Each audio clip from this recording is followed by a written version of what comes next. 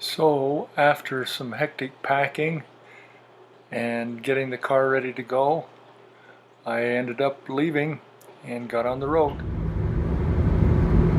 Yeah, wind power has been here in Spanish Fork for, I don't know, 12, 15 years probably. Maybe even longer than that.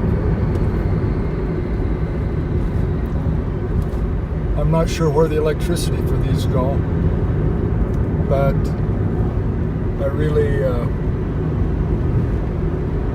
like the looks of the windmills. I think they're very majestic.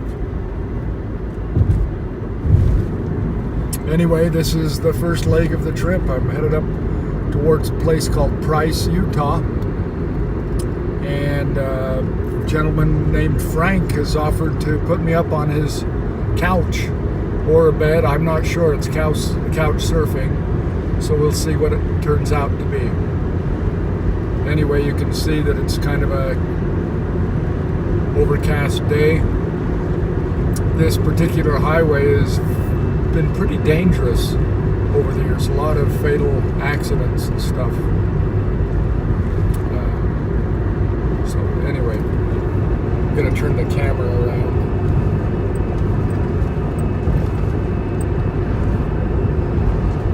Maybe.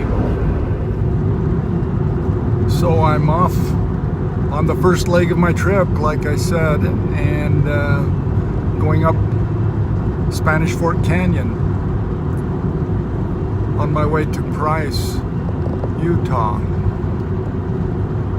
I've been asked by people what's my motivation for this, and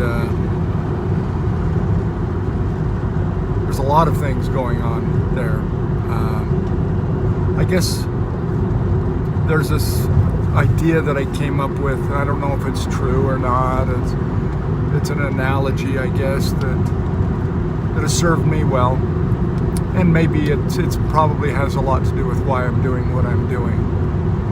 I think we sometimes think we're going out and discovering the world when we go different places and uncovering all these mysteries in history and these mysteries in geography and science and culture and everything. And given they are mysteries, and I enjoy the Inquisition, not the Inquisition, the inquisitiveness. I wouldn't have enjoyed the Inquisition, I don't think. But I think the secret is, for me, is I have to think that I'm not learning about other places as much as other places are revealing me. I'm finding me.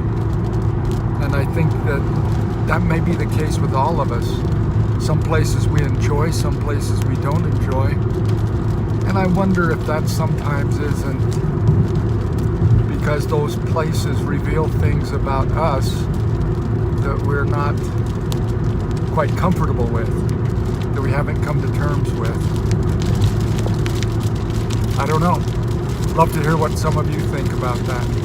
Send me an email at 3dreamquestions.com. A little rain's picking up. I'm going to turn on the wipers, and I think that will probably do us for sound today, because they're right up next to where the camera is. Anyway, maybe we'll try this from a different angle. See what's happening. Try out the little camera instead of the iPhone. We're on our way up Spanish Fork Canyon. Like I was saying before, we're headed for Price, just past Sheep Creek. There's a road there that goes down to a place called Strawberry Reservoir. Years ago, when I worked with the Forest Service, that was a road that I'd take a lot of, once or twice a week anyway. Check fires and stuff like that. Anyway, fun times. So anyway, I was saying before about how we discover ourselves. And I came up with an analogy again. Well, this is the analogy that I was going to talk about first.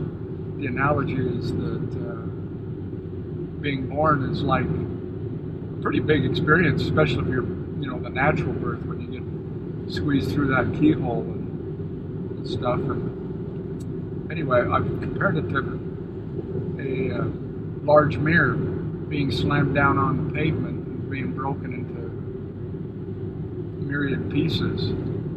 And my sense is that those pieces are all part of us, and that our goal in life is to find as many of those pieces as we can. And my thought is that that's what we do when we meet new people, is people have some of our pieces. Some people have big pieces, some people have little pieces. So this trip, this adventure, this whatever it is essentially my quest to find as many pieces of myself as I can. And that kind of dovetails in on what I was saying before, that as we travel, we think we're learning about all kinds of places and all kinds of new people and cultures and stuff, which we are, but in reality we're just uncovering ourselves and finding pieces of ourselves. So I hope you'll join me in this adventure, and maybe you'll find some pieces of you, or some of your pieces, as I interview and talk to these people about their hopes and dreams. I made it to Price and to the home of Frank J. and Becky Gallucci.